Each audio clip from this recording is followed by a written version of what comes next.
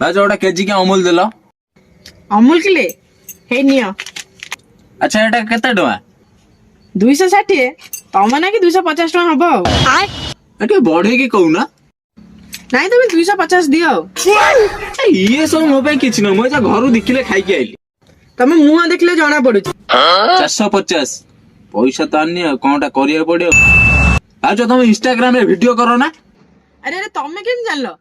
मु केंती जानली तुम वीडियो खोली देखिबो सबटो अधिक लागी मोर थिबो।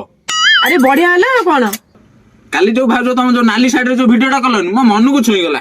अरे मोर तो नाली साइड रे किछ वीडियो नाही। नाली साड़ी नहीं ताले धरा पड़ी गला आ। धरा पड़ी गल नहीं। एक्चुअली कथा कोन ना पर्स आनेटा भूली जाईची मु एटा नै जाउची एजा संगे संगे 2 मिनिट रे संगे संगे पैसा आनी दउची। गोटे काम कर एटा थोई देके जाओ 2 सेकंड रे पैसा नै के आसबो 300 नै जीवो। हारी गले आज्ञा।